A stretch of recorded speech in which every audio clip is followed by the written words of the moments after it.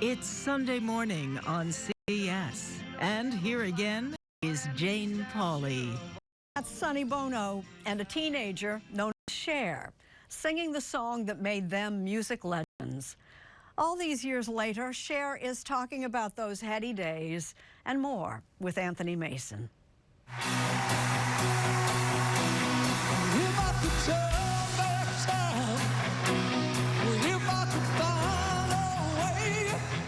It took too long for Cher to get into the Rock and Roll Hall of Fame. I thought, what do I have to do? I've had a #1 record in all these decades. Yeah. You know, I had a song that changed music forever. No matter how hard I try, you keep pushing me aside and I can't break through. And so what is it that I've got to do? Thank you! You crazy girl. This year, she finally made it. All right, so it was easier getting divorced from 2 men than it was to get into the Rock and Roll Hall of Fame, you know? It also took forever for Cher to write her story. And they just kept saying, Cher, Cher, Cher. Where's this book? Right. This week, it finally comes out. My God, this is genius. I love this book. Okay, I'm done. What did you want to say with this book? In the beginning, I didn't want to say much. And then at some point, I just thought, Cher, do it or give the money back.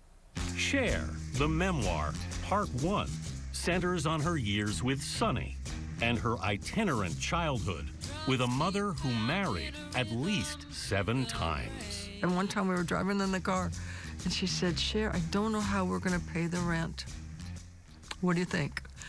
And I was there, and I was like, okay, how is this going to work? How are we going to do this? Well, you say that you basically had to be a grown-up Yeah, from the from the get-go. beginning. Yeah. In 1962, Sherilyn Sarkeesian met Sonny Bono in a coffee shop. He's wearing a mohair suit Yes, and a mustard color shirt. yes, with a white collar. And what did you think? I thought it was like when Tony met Maria.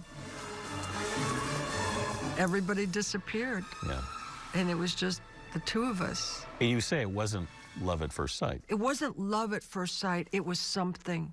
Yeah. I never felt it before. Sonny was 27. Cher was 16. It wasn't passionate. I just loved him. What did you love about him? I don't know, he was different than anyone else, and he made me laugh, and we had a dream. It came true. By the mid-60s, they had 5 songs in the top 50 at the same time. 'Cause you got me and baby, baby, baby, baby, I got you. Babe, I got you, babe. I got you, babe. In the 70s, on the Sonny and Cher Comedy Hour, they'd become America's favorite couple. She was a V-A-M-P vamp. With their banter, Does this mean what I think it means? Yes, sweetheart. I'm knitting us a baby. their songs, Give your love. and that Bob Mackie wardrobe. And then when they started to realize that people were tuning in because of what I was wearing, then they just gave us all the money we needed. Must have been It great. was so much fun. I can't wait to get my hand on her. Where would you like to start? But Sonny began to change. He just started not to care Not to care about what? about me. He didn't like her going out or even talking with their band. But one member had his eye on her. A guitarist in the band, Yes, Bill. yes. One night, she met up with him. We walked back to this place where the guys used to get high before the show, and then he kissed me, and it was like, oh my God. Somehow, word got back to Sonny. I don't know if I can actually say what happened because it's so personal and it's so, it's embarrassing. Sonny looks at you in your room and says, what do you want to do? That's the part I'm not going to say. You can't say it. No. But it's in the book. Cher said to Sonny, I want to sleep with Bill. There was part of you that knew that if you said that, it would be the end. yeah. I thought, if I do this, it's over. He's not going to be able to come back. We're not going to be able to be Sonny and Cher.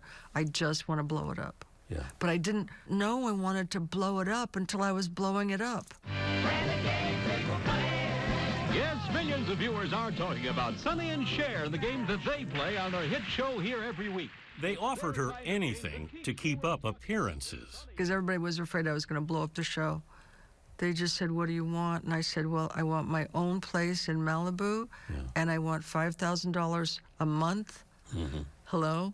And I want freedom. But Sonny and Cher kept up the facade for 2 more years, until Cher's new boyfriend, record executive David Geffen, got a copy of her contract. Sonny owned 95% of the company, and his lawyer owned 5%, and it was called Cher Enterprises, but I owned nothing. And we'd worked together for almost 12 years. You confronted him about it. Yeah, I did. And I said, when was the moment that you thought this would be a good idea?